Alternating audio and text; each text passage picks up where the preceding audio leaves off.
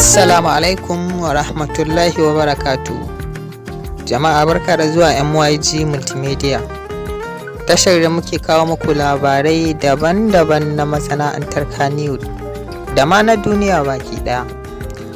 Insha Allah wannan bidiyon za mu kawo muku jerin jaruman Kannywood mata waɗanda suka fi tarbiyya da natsuwa da kuma kamun kai. Idan muka ce haka ba muna magana bane akan yanayin role ɗin da ake ba su hau a cikin fim.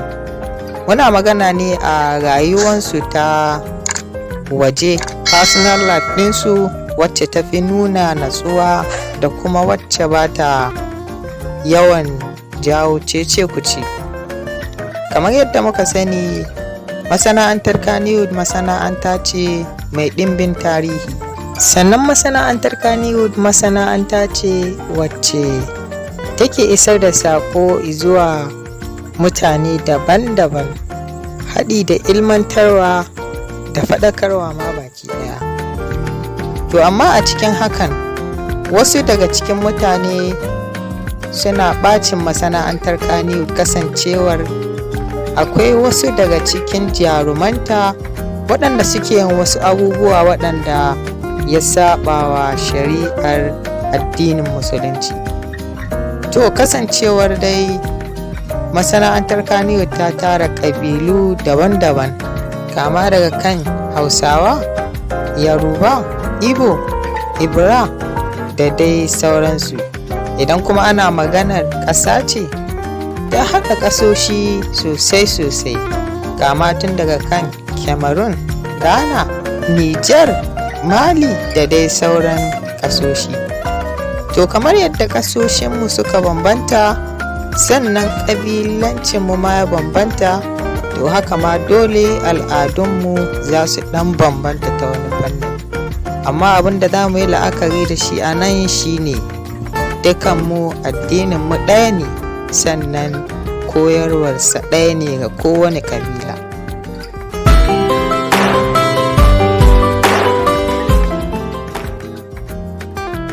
Jarumar mu ta bakwai a wannan jeri ita ce Fati Washa.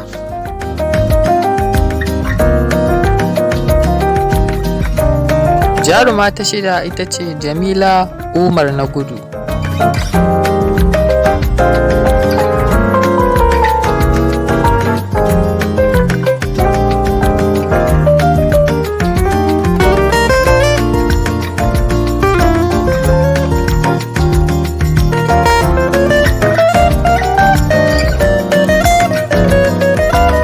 Jaruma ta biyar ita ce Hafsat Idris.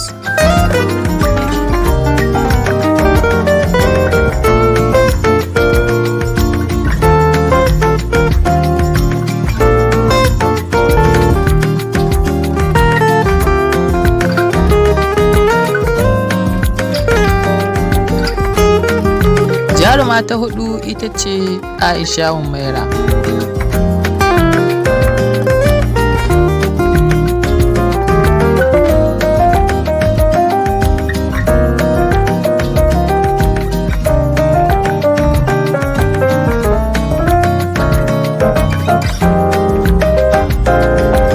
Yanzu kuma sai jaruma ta uku, ita ce Hauwa Waraka.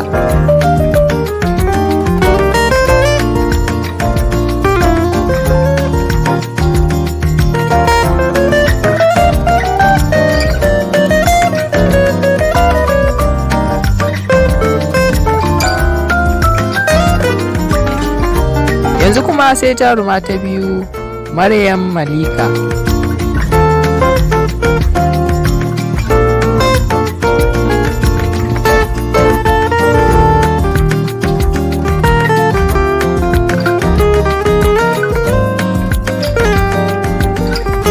Sai jarumar mu ta farko ita ce Hadizan Saima.